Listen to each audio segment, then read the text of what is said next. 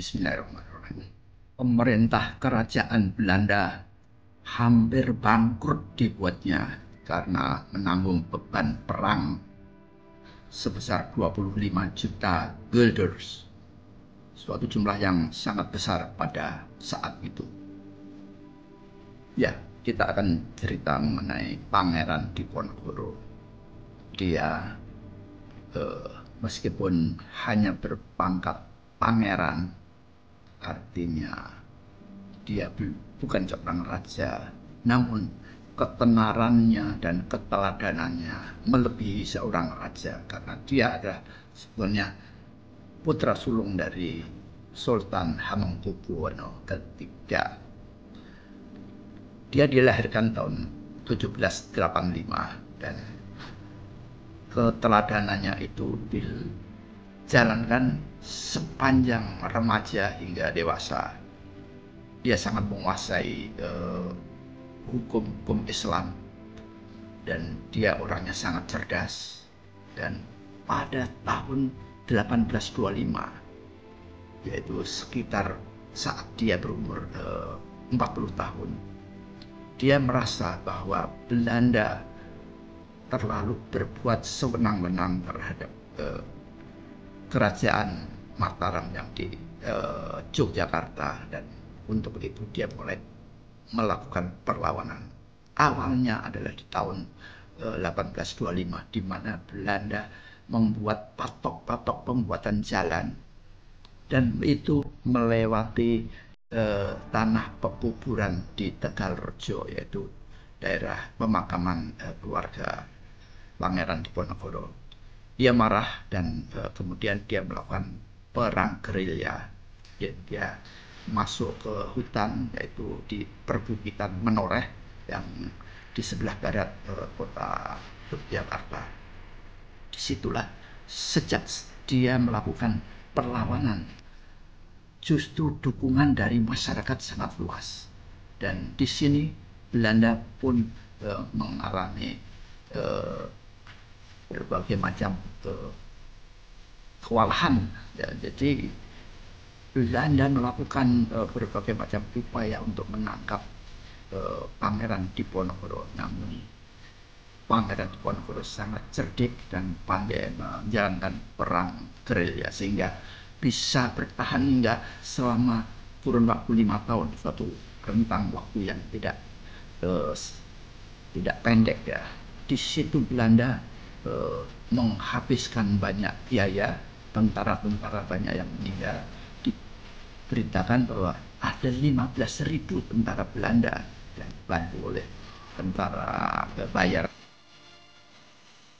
Tetapi jumlah itu adalah sebuah jumlah yang besar pada waktu itu, sehingga bahkan kerajaan Belanda namanya sedikit cemar di Eropa. Diberitakan di antara negara-negara kerajaan-kerajaan di Eropa, dari mulai kerajaan di Perancis, di Inggris dan lain sebagainya. Pangeran Diponegoro berikutnya dibujuk untuk melakukan perundingan di kota Magelang, yaitu di tahun 1830. Dan di sini adalah kelicikan Belanda di dalam menjalankan politik divide et imperanya, politik pecah belah. Dia sudah berhasil memecah Jogja dan Solo menjadi dua kerajaan. Itu saja sudah merupakan politik pecah belah, sehingga Belanda mudah sekali mengatur kerajaan yang di Surakarta dan mengatur kerajaan yang di Yogyakarta. Itu adalah politik yang dilakukan oleh Belanda.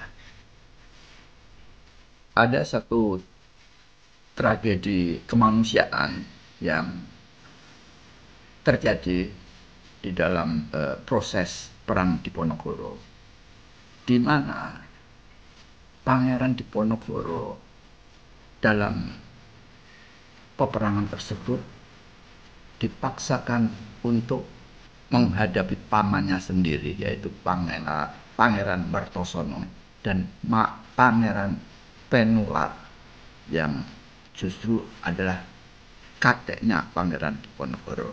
Ini adalah bagian daripada proses politik divide et impera yang dilakukan Belanda, yaitu betul-betul memecah belah, dan bahkan kekerabatan yang ada pun dipecah belah, di mana Pangeran Mertosono dan Pangeran Penular dapat tugas untuk memerangi Diponegoro dalam rangka untuk meredakan pemberontakan yang dilakukan.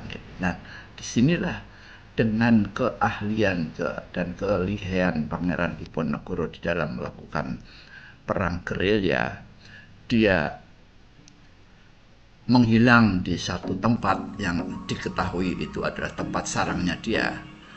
Kemudian setelah menghilang, kemudian dia menyusun kekuatan dan strategi lagi. Kemudian dia menyergap lagi pasukan-pasukan dari yang dibela oleh Belanda, dan ternyata di dalam pasukan tersebut ada pamannya, yaitu Pangeran Mertosono dan Pangeran Penular. Kedua pangeran tersebut tewas dalam pertempuran, dan Pangeran Diponegoro sangat paham karakter dari kedua pangeran yang meninggal tersebut adalah karakternya sangat welas asih, sangat orangnya baik hati. Namun karena politik pecah belah Belanda, maka mereka memerangi Diponegoro. Hal ini pula yang melandasi bahwa akhirnya Pangeran Diponegoro merasa sudah waktunya untuk berdamai. Maka pada saat ada tawaran untuk berdamai oleh Gubernur Jenderal de Kock, maka dia menerima tawaran untuk perundingan. Namun dasar Belanda, dia memanfaatkan perundingan tersebut dengan menangkapnya Pangeran Diponegoro dan dilakukan pembuangan. Letnan Jenderal Hendrik de Kock adalah Gubernur Jenderal Belanda yang berkuasa di wilayah Hindia Belanda, yaitu di Indonesia pada kurun waktu 1826 hingga 1830. Dia yang dengan siasatnya yang memerintahkan gerakan konsolidasi dan perdamaian dengan Diponegoro, dan membuat akal-akalan seolah-olah terjadi perundingan. Namun pada saat perundingan tersebut justru Pangeran Diponegoro ditangkap dan dipenjara, diasingkan ke Manado. Namun setelah itu dipindahkan ke Makassar, dan hingga Pangeran Diponegoro meninggal di Makassar di tahun 1855.